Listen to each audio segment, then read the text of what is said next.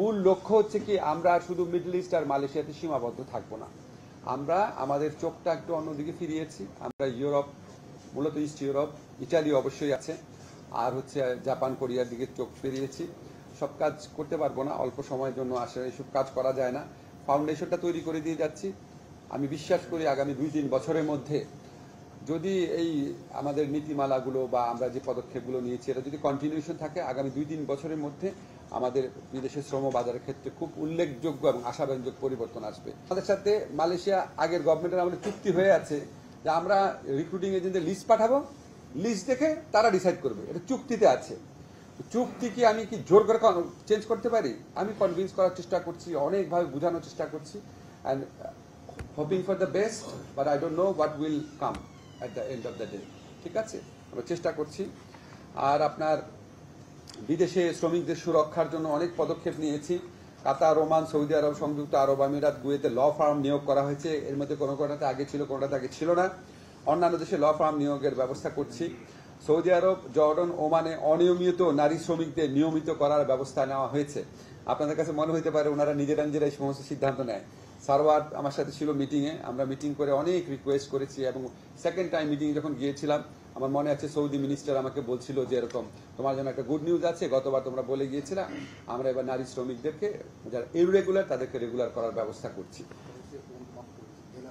ও আচ্ছা, আরেকটা কথা, ওই যে আমাদের সৌদি আরবের সাথে 2বার মিটিং হয়েছে, হওয়ার পর কত হয়, আমরা বারবার সৌদি আরবের যে ছিল, সৌদি আরবে যারা জেলে আটক ছিল বিভিন্ন কারণে, মানে জুলাই গণঅভ্যুত্থান সেটা না, বিভিন্ন কারণে আমি সৌদি আরবের যে স্বরাষ্ট্রমন্ত্রী ছিল অনেক রিকোয়েস্ট করেছিলাম তাকে যে তুমি আমাদেরকে ছেড়ে দাও।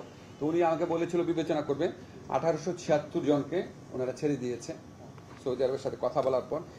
তারপরে আপনার প্রবাসী কল্যাণ ব্যাংকে আমরা কিছু কাজ করেছি, এখন প্রায় সরাসরি রেমিটেন্স পাঠাতে পারছে ওনারা। ওয়েজ আর্নার যে বন্ড আছে সেটার ঊর্ধ্বসীমা তুলে দেওয়া হয়েছে। প্রবাসী কল্যাণ ব্যাংকে যে সুদের হার সেটা পর্যন্ত 1% কমানো হয়েছে। 1% খুব বড় নাম্বার মনে হয় না, কিন্তু গরিব মানুষের জন্য 1% কমানো অনেক বড় ব্যাপার। প্রবাসী যে কল্যাণ ব্যাংক আছে এটার মূলধন বৃদ্ধি করা হচ্ছে, এটার যাতে আরও বেশি প্রবাসীদের সাপোর্ট দিতে পারে। তাছাড়া আমরা সারোয়ার বলেছে যে ডিজিটাল প্ল্যাটফর্মে শতভাগ অনলাইনে বিএমইটি কর্তৃক সরাসরি বহির্গমন ছাড়পত্র দেওয়ার ব্যবস্থা করা হয়েছে। আমরা একটা প্রবাসী লাউঞ্জ করেছি, আপনারা দেখেছেন। আমরা প্রথম দায়িত্ব নেওয়ার পরপরই আমাদের ডক্টর মোহাম্মদ ইউনূস স্যারের উৎসাহে কাজটা আমরা করেছিলাম। প্রবাসী লাউঞ্জে আপনারা নিশ্চয়ই হয়তো গিয়েছেন, আপনারা দেখবেন যে আমরা প্রবাসী লাউঞ্জ করেছি। ওখানে প্রবাসীদের জন্য 30% ডিসকাউন্ট আছে নর্মাল প্রাইসের, এমনি খাবারের দাম কম, তার চেয়েও কম। প্রবাসী লাউঞ্জের পাশাপাশি আমরা প্রবাসী কর্মীদেরকে সার্বক্ষণিকভাবে সেবা দেওয়ার জন্য আমরা 100 কর্মী আছে না ওখানে, 100 কর্মী ওখানে নিয়োগ করেছি সার্বক্ষণিক সেবা দেওয়ার জন্য। ওনারা একটা নীল জ্যাকেট পরে থাকে, প্রবাসী কল্যাণ আপনারা দেখলেই বুঝতে পারবেন, সার্বক্ষণিকভাবে তাদের সেবা দেওয়ার জন্য। তারপরে আমরা ওয়েটিং লাউঞ্জ করেছি। অনেক প্রবাসী যারা আছে ওনারা অনেক আগের দিন চলে আসে, রাতে থাকার জায়গা থাকে না। আমরা একটা ওয়েটিং লাউঞ্জ করেছি, সেখানে একটা মসজিদ আছে, 2টা মসজিদ, সেখানে আমি গিয়ে দেখলাম যে ওয়েটিং লাউঞ্জে অনেকে ঘুমিয়ে থাকে, প্রচন্ড ঘামতে থাকে। তো ওখানে দেখে আসার পরদিনই ওখানে আমরা এসি লাগানোর জন্য সারোয়ারকে বলেছিলাম, এবং ওখানে অলরেডি ইনস্টল করা হয়েছে। মহিলাদের জন্য একটা, পুরুষদের জন্য 2টা খুব বড় ধরনের এসি ইনস্টল করা হয়েছে। রাত্রি ইচ্ছা করলে ওনারা ওখানে ঘুমাতে পারেন। মানে এগুলি যে আপনাদের বলছি এগুলি আসলে খুবই কম, আরো অনেক অনেক অনেক অনেক কিছু আমাদের প্রবাসীদের জন্য করা উচিত। ওনারা আমাদের জন্য মানে যা করেন, আমাদের এই অর্থনৈতিক মানে ব্যাকবোন বলা হয় ওনাদেরকে, ওনাদের রেমিটেন্সকে। তো এটা কিছুই না, আরো অনেক কিছু করার আছে। আরেকটা জিনিস আপনাদের বলি যে আমরা ট্রেনিং সেটা আমরা ম্যাসিভলি উন্নত করেছি। আমাদের 99টা টিটিসিতে বিভিন্ন গ্রেডের দক্ষতা উন্নয়নে বিশেষ প্রশিক্ষণ দেওয়া হচ্ছে। আমরা 44টা টিটিসিতে জাপানিজ, ইংরেজি, চাইনিজ এবং কোরিয়ান ভাষা কোর্স করছি। আমাদের আগে আপনার কেয়ার গিভিং যে পেশা, কেয়ার গিভারদের ট্রেনিং দেওয়ার কোনো সিস্টেম বাংলাদেশে ছিল না, কিন্তু কেয়ার গিভারদের প্রচন্ড ডিমান্ড আছে পৃথিবীর বিভিন্ন দেশে, ইনক্লুডিং জাপান, কোরিয়া। তো আমরা কেয়ার গিভারদের ট্রেনিং দেওয়ার জন্য 6টা মহিলা টিটিসিতে 3 মাস ব্যাপী প্রশিক্ষণ কার্যক্রম শুরু করেছি। তারপর জাপানের কথা আপনাদেরকে বলেছি। এছাড়া আমরা একটা কাজ করছি, আমরা বিদেশি যাদের সাথে কথা হচ্ছে বলছি যে তোমরা আমাদের যে টেকনিক্যাল ট্রেনিং সেন্টার আছে, টেকনিক্যাল ট্রেনিং সেন্টার তোমরা নিয়ে নাও, তোমরা নিয়ে তোমাদের ম্যানেজমেন্টে, তোমাদের ইকুইপমেন্ট, তোমাদের প্রশিক্ষক এনে তোমাদের মন মতো শ্রমিক তৈরি করে নিয়ে যাও। অলরেডি মনোহারদিতে না, মনোহারদিতে আমরা জাপানের যারা শ্রম বাজারের লোক পাঠানোর জন্য একটা জাপানি কোম্পানিকে ওটা দিয়ে দিয়েছি যে তোমরা নিজেদের মতো লোক তৈরি করে নাও।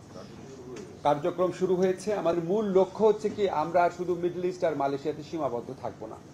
আমরা আমাদের চোখটা একটু অন্যদিকে ফিরিয়েছি। আমরা ইউরোপ, মূলত ইস্ট ইউরোপ, ইটালি অবশ্যই আছে, আর হচ্ছে জাপান, কোরিয়ার দিকে চোখ ফিরিয়েছি। সব কাজ করতে পারবো না, অল্প সময়ের জন্য আসলে এইসব কাজ করা যায় না। ফাউন্ডেশনটা তৈরি করে দিয়ে যাচ্ছি। আমি বিশ্বাস করি আগামী 2-3 বছরের মধ্যে যদি এই আমাদের নীতিমালাগুলো বা আমরা যে পদক্ষেপগুলো নিয়েছি এটা যদি কন্টিনিউশন থাকে, আগামী 2-3 বছরের মধ্যে আমাদের বিদেশের শ্রম বাজারের ক্ষেত্রে খুব উল্লেখযোগ্য এবং আশাব্যঞ্জক পরিবর্তন আসবে।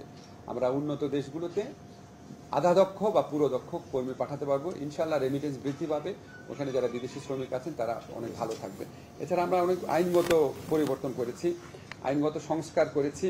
আমরা রিইন্টিগ্রেশন পলিসি করেছি, এটা আগে ছিল না তো। রিইন্টিগ্রেশন পলিসি করেছি 2025 সনের।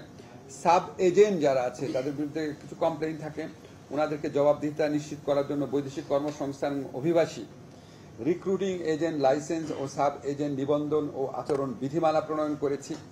এছাড়া নিয়োগ অনুমতি প্রক্রিয়া দ্রুত সহজ করার জন্য বৈদেশিক কর্মসংস্থান অভিবাসী বিধিমালা সংশোধন করা হয়েছে।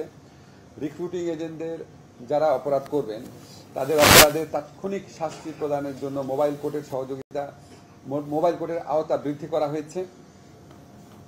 প্রবাসীদের আমরা অনেক ধরনের সুবিধা দিচ্ছি, লাগেজ র্যাপিং সুবিধা সহ, সেটা আপনাদেরকে বলেছি। বন্ডের ঊর্ধ্বসীমা প্রত্যাহার করা হয়েছে বলেছি।